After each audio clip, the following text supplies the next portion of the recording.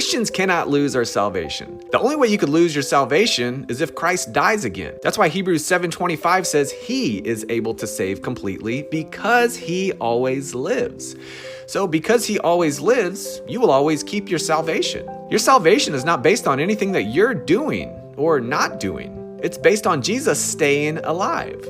And when you trusted in him once in your lifetime by grace, you received his life. You also can't forfeit your salvation.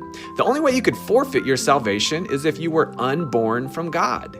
Just like your earthly parents, you can't be unborn from them. From God, you can't be unborn. That's why Jesus told Nicodemus, "Don't be surprised when I say you must be born again."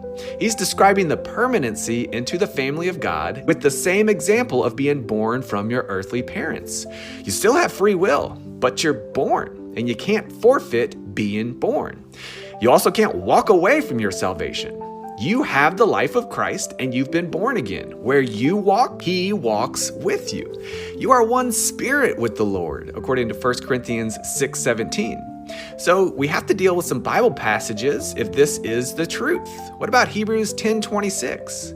Well, in context, this is describing the Hebrews who heard about Jesus, rejected him, and then continued to go to the temple to receive forgiveness by way of animal blood sacrifices. If you read Hebrews 9 and 10 together, the author compares the once-for-all sacrifice of Jesus for the forgiveness of sins to the ongoing sacrifices through the animal blood at the temple.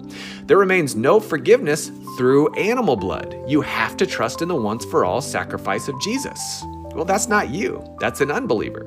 What about Hebrews 6:4-6? Well, in context, this is describing people who heard about Jesus, they were enlightened to the truth, and they did not believe.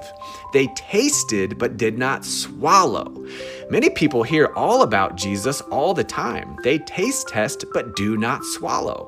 If you continue reading, you will see that there are others who did swallow. They did drink in the rain when they believed. The disobedience of faith is what was being committed by the Jews who refused that. It had nothing to do with disobedient actions, but refusing to trust in what Jesus has done. What about 2 Peter 2:20-22? Well, this is also not a Christian. If you read the whole chapter, you will see this is people who heard about Jesus and then they taught the opposite. False teachers. If you want to dive deeper into this topic, be sure to check out my YouTube video titled 15 Reasons Christians Can't Lose Our Salvation.